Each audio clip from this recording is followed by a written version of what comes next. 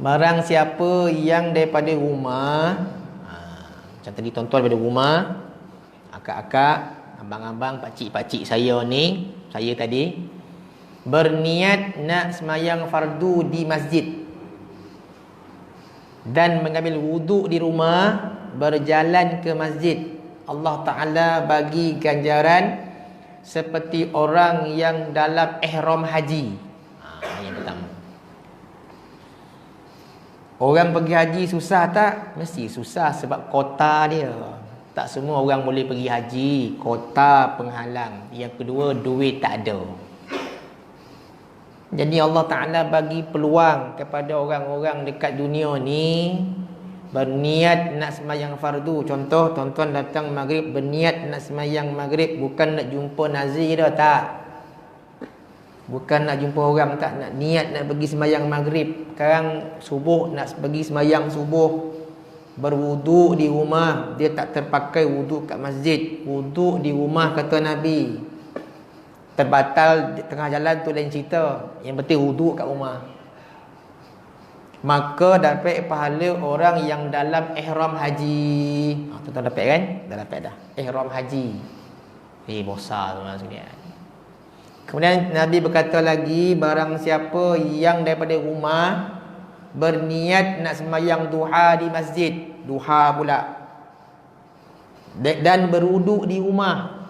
Artinya daripada rumah dia tahu pergi masjid, bukan pergi kedai kemudian baru pergi masjid duha, bukan. Dari rumah niat, cakap dengan rumah, leha, abang nak pergi sembahyang duha ni kat masjid Lincing Hulu. Oh, jauh mana abang? Nak dapat fadilat. Kat rumah tak boleh buat ke? Boleh. Nak cerita pasal Nabi kata, barang siapa yang berwuduk di rumah dengan niat nak sembahyang duha di masjid. Okey, tak kira masjid mana, masjid Kuala Pilah ke, masjid dekat Tanjung Ipoh ke, jauh tu daripada sini nak pergi Tanjung Ipoh tu, jauh nak pergi. Maka Allah Ta'ala bagi orang ini seumpama orang yang buat umrah. Nampak? Umrah berapa ribu sekarang? 7,000 lebih. Ada duit? Tak ada. Hutang banyak, tak dapat bayar. Anak ramai, tak dapat pergi umrah dah. Pergi sembahyang duha, dapat pahala orang yang mengerjakan umrah. Baik, kedua-dua ni senang tak nak buat? Bukan main susah nak buat. Cakap memang senang lah. Tuan-tuan ni yang boleh buat. Yang datang ni bukan senang ni. Datang usah payah mandi, gosok gigi, pakai baju, pakai pula apa tu butang jamil. Jadi tuan sekalian, ni susah ni nak datang. Baik. Kemudian Nabi kata lagi, barang siapa yang dah sembahyang fardu kemudian dia menunggu sembahyang fardu seterusnya. Bukan dia duduk saja, tak. Lepas sembahyang fardu subuh, dia keluar daripada sembahyang subuh tu, kemudian dia dah kata apa? Lepas ni aku nak sembahyang zuhur berjemaah kat masjid atau surau, dah niat dah.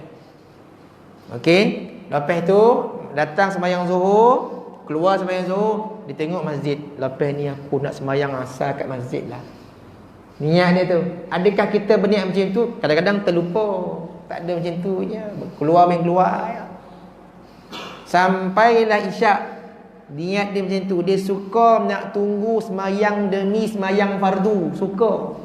Jiwa dia suka nak sembahyang fardu di masjid. Tak nak sembahyang kat rumah lagi dah. Kecuali kalau dia sakit terlantar, tu lain. Kan?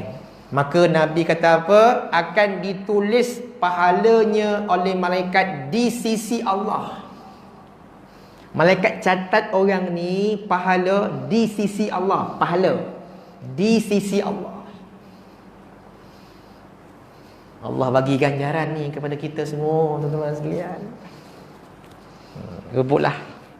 Ini saya kongsi pada tuan-tuan. Orang hantar video ustaz tu. Ini masjid ke berapa, saya tak tahu lah ke berapa yang saya kongsi dah. Ni nama hadis motivasi suruh datang masjid. Kan? Ini bersesema sikit tak datang lah kita kan? Bukan tuan-tuan lah. Betul tak? Hujan saja langsung tak datang. Kereta atau ni? Kereta nak naik payah, nak undur, nak masuk, nak parking payah betul lah. Nampak kan mesti punya. Hujan, motor ada. Basah pula, payung ada, tak nak pakai pula payung. Macam mana ni? Setan kata apa? Tak payah-payah lah masjid tu, kat rumah semayang lah. Kereta kau baru basuh tadinya, RM10 basuh tadi. Kenapa nak payah? Ya tak ya juga kan? Tak payah, setan bisik tu. Susah pergi masjid naik kereta ni, parking payah, nak buka kereta, nak tutup kereta, nak pakai payung, nak reverse lah. Setan punya hasutan power. Macam tuan-tuan lah, kenapa tak balik ni? Sebab tuan-tuan lawan syaitan. Kata syaitan apa? Tak payahlah dengar kuliah ustaz ni, balik je lah. Buat apa dengar? Baik kau dengar kuliah esok, ustaz esok lagi bagus. Kata syaitan, ustaz hari ni tak bagus. Dia ustaz tempatan dia. Ustaz tempatan dia macam biasa je. Kita dah setting dah. Ustaz tempatan tak nak datang, ustaz luar pun datang. Inilah manusia double standard. Dia kalau ustaz luar je datang, ustaz tempatan, ustaz kampung dia tak nak datang punya. Ustaz kampung kita je tak datang lah. Sama je ustaz kampung kita, ustaz lorong kita je, ustaz taman kita je. Mula balik. Setan dah bisik, tak payah dengar lah. Kau selalu jumpa ustaz ni dekat lorong kan, tak payah dengar lah. Balik. Setan berjaya menghasut kita. Bila ada ustaz public figure datang, berduyun-duyun. Bila ustaz kampung dia, kesian ustaz kampung kita kan. Kesian ustaz taman kita. Kesian. Dia datang-datang orang balik. Sebab apa? Dia ustaz tempatan. Siapa nak dengar? Tempatan. Kesian kat ustaz tu. Tuan-tuan taklah, tuan-tuan dengar hari-hari kan. Tempatan kau luar ke luar negara ke, berjanggut berjambang kau, tuan-tuan datang kan. Tuan-tuan bagus. Tuan-tuan ahli sufi, tak apa. Kalau perempuan sufiah. Cerita Tuan-tuan baru nak sambung tajuk